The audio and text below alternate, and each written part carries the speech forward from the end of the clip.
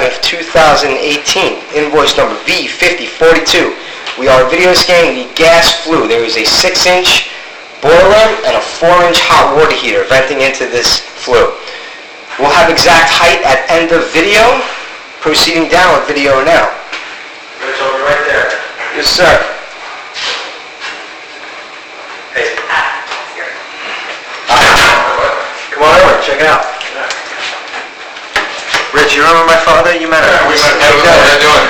I think, Rich, maybe you might be going to their house next. Yeah. In a couple of weeks. Yes, on the 6th. Yeah, you actually already come back.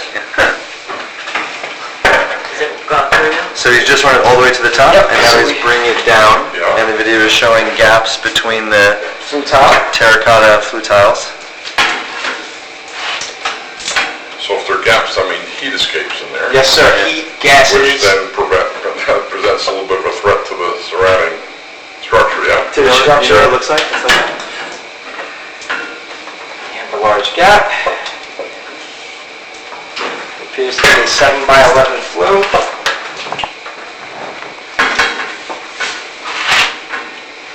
You see it?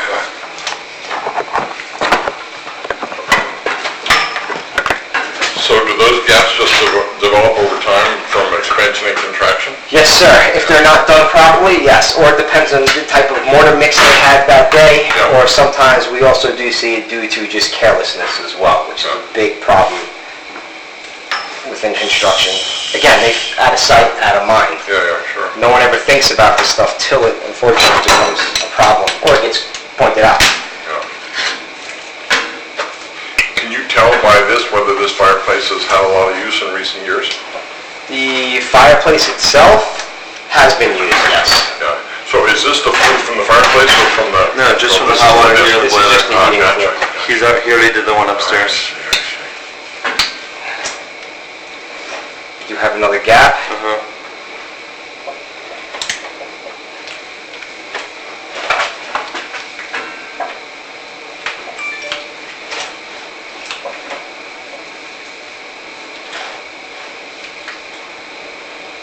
See, how do you remedy this? Do you They've run got- a sleeve down? Yeah, he's got stuff that it's like a liquid that they run down and then they heat it up or something, no? Well, we could do a heat shield joint repair application, or we can do a reline. In this circumstance, we'll most likely need to be relined with the stainless steel liner.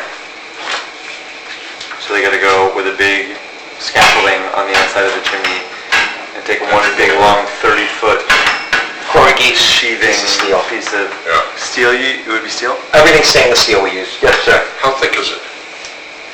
About an eighth of an inch thick, I believe. So it's substantial. Oh, yeah. And a solid piece. Yeah, one solid corrugated piece of steel. We don't like to put sections. We like to do it in one singular piece. And again, I have the same system in my house. James has the same system in his house, his mother's house. So it's definitely a product that we trust and believe in. Because if we didn't, we would not be using it or selling it for that matter. How did the flue from the fireplace look? There's a big hole like halfway up where one of these terracotta pieces collapsed or disintegrated over time. And so the surrounding masonry of the exterior fireplace is visible all the way around. And how's that remedied? In an expensive way. Or, I don't know, expensive, but time-consuming. They have to take apart the masonry of the chimney above the roof line, and then get down in, and I don't know what you do. What do you do to replace it down there? Well, you could do depending on what the gentleman says that does the thermocrete application, that may be a possibility. If that is not a possibility, then the only other option at that point would most likely to take the chimney down, and then basically they would restructure it from that point where it is damaged.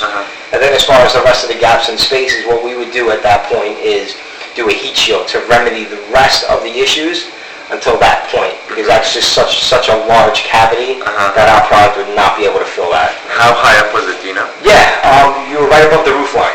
Oh, it was just above the roof line? So it's not within the home, which is great news.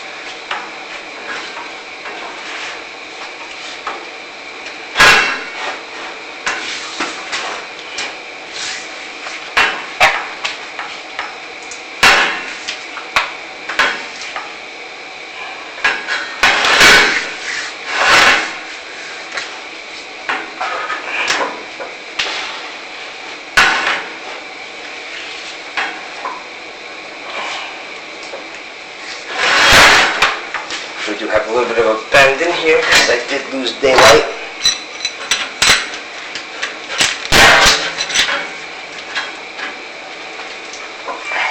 Very good arm workout.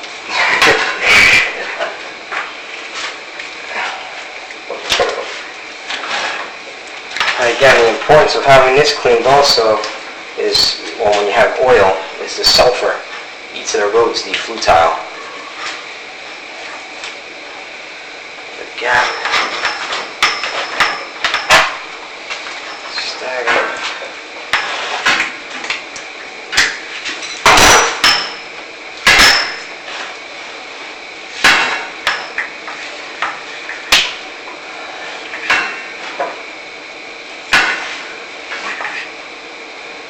They're really straight shot.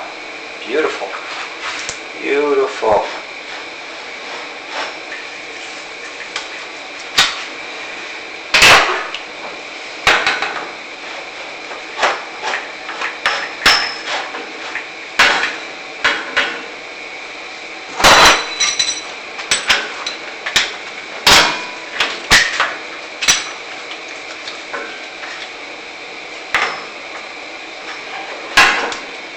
Another gap right in here.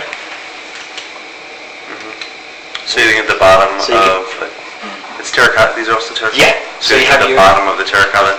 Yep, so you have your mortar here, and then it's just pretty much gone at that point. But it is a straight shot, so that's great news.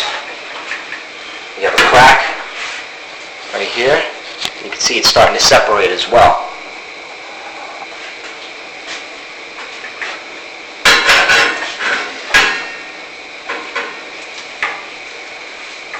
Now you're missing flutile here altogether. You see it's all stone in between it. And the stone has some gaps. Yes, sir. And so if those cracks go all the way through, it'd be It could leaching potentially tied to the house? leach. Yeah, it could potentially leach in. And again, potentially. Doesn't mean it will. And how far up are we at this point? We are, so far, we're at 5'10". This is 15 feet right here. So we're like halfway up the house. Yeah.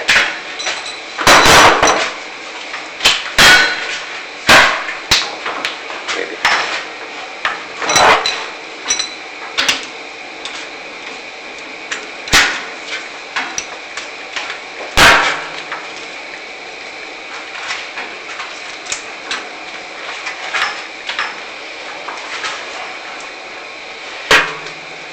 Is this likely all original Yes. masonry work Yes.